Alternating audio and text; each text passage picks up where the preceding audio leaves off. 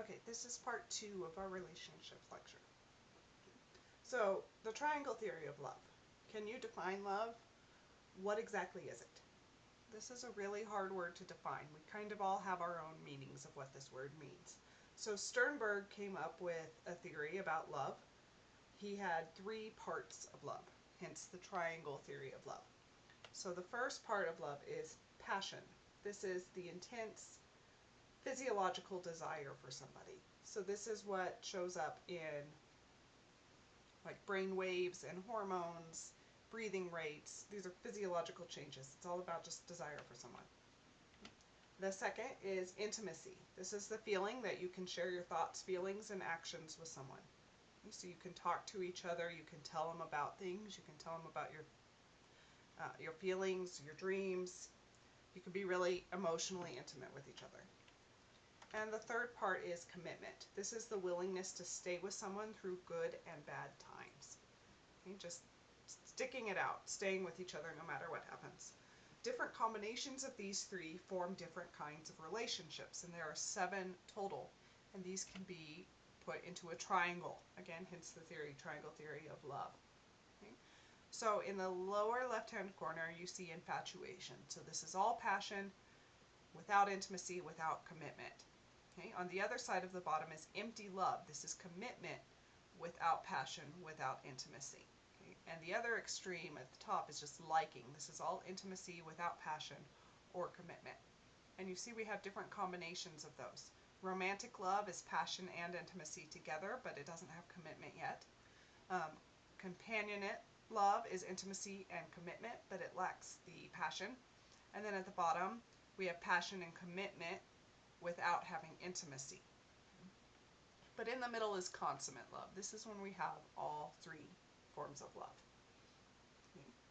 So infatuation tends to occur early in relationships. Passion tends to be high with intimacy and commitment low. It's an intense, physically based relationship. There's high risks of misunderstanding and jealousy. It's very short-lived. If intimacy doesn't develop, then it ends. If we just get infatuation and passion and we never get to intimacy, then the relationship is over. It can't succeed. But if trust, honesty, openness, and acceptance are present, romantic love develops.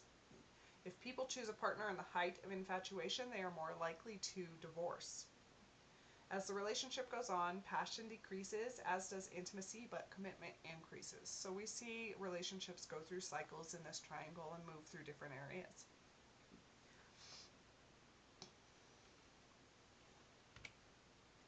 So now adult attachment. We've talked about attachment in childhood, particularly infants, but is adult attachment like infant attachment? They do have some things in common. The relationship between infants and caregivers and the relationship between adult romantic partners share the following features. Both have feelings of safety and insecurity.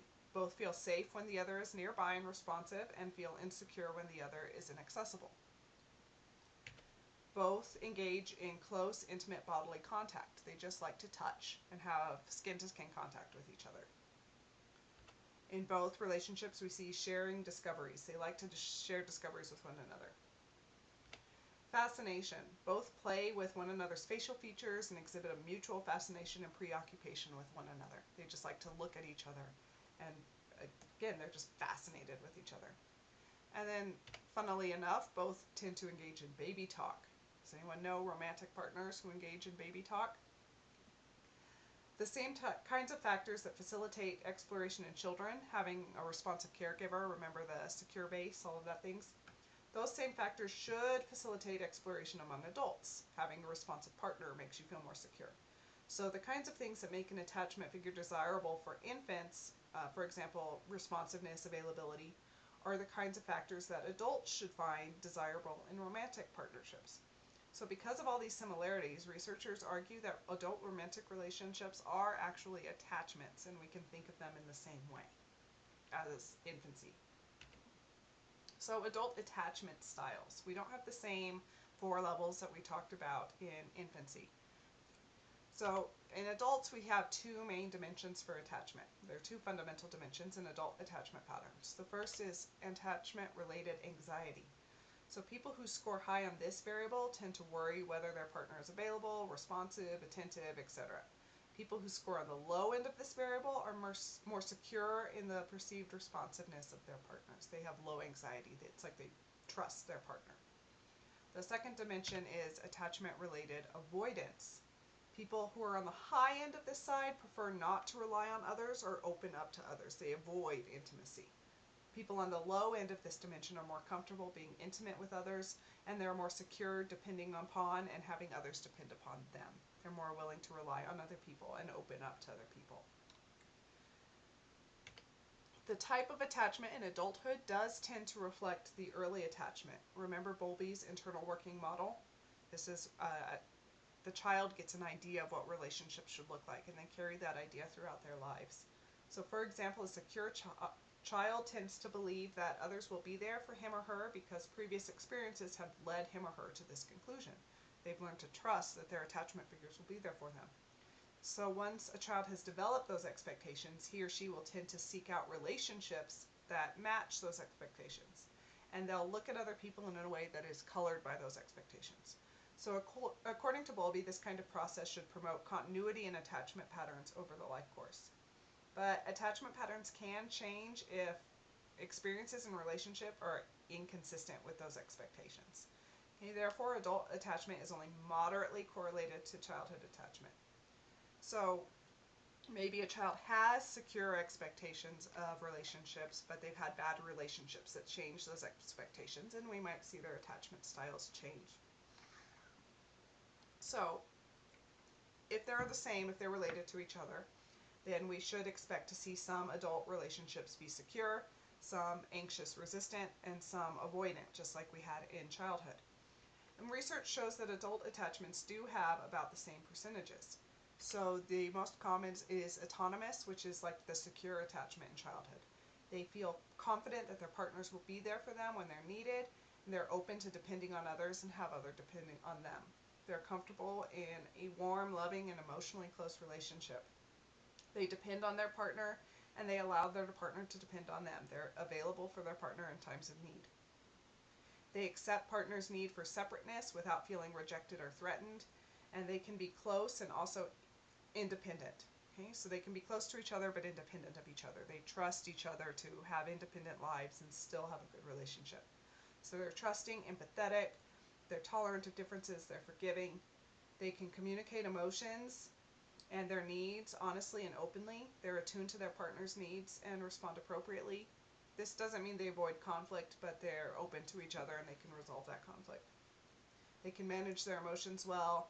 They don't get overly upset about relationship issues. They have insight, resolution, and forgiveness about past relationships, issues, and hurts. Okay, so they can let go of past hurts. Sensitive, these tend to be sensitive, warm, and caring parents, attuned to child's cues and needs. Children are securely attached. So we just see secure attachments across the board. The next is dismissive. This goes along with the avoidant attachments in childhood.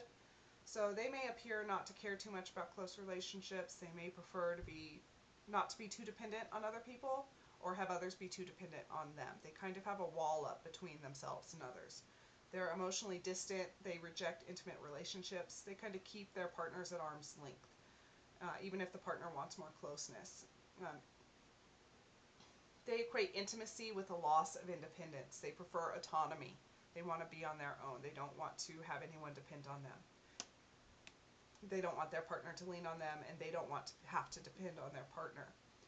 Communication is intellectual. They're not comfortable talking about emotions. They tend to avoid conflict, but when conflict happens, they kind of explode. They're cool, controlled, stoic. They don't talk a lot about emotions. They're compulsively self-sufficient. They don't want anyone to do things for them.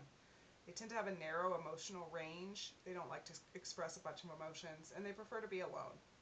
These people tend to be good in a crisis because they're non-emotional and they can take charge.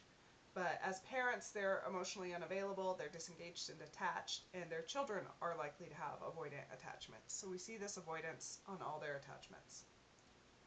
And then the next is preoccupied, which goes along with anxious attachments. They worry that others may not love them completely. They're easily frustrated or angered when their attachment needs go unmet. They're very insecure in their relationships. They're always worried about rejection and abandonment. They're preoccupied with the relationship. They're thinking about it all the time. So these are the very needy, clingy people. They require constant reassurance. They want to be with their partner all the time, which can sometimes scare the partner away. They'll ruminate about unresolved past issues from their family, and all those past issues they might bring into their current relationship. They're overly sensitive to their partner's actions and moods. They take partner's behaviors too personally. They're very highly emotional. They can be argumentative, combative, angry, controlling.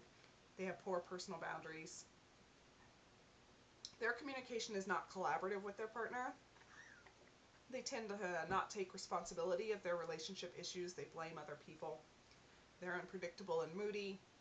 They connect through conflict. They stir the pot. They want conflict. They tend to have inconsistent attunement with their own children once they become parents, and their children are more likely to be anxiously attached. We see these patterns repeat.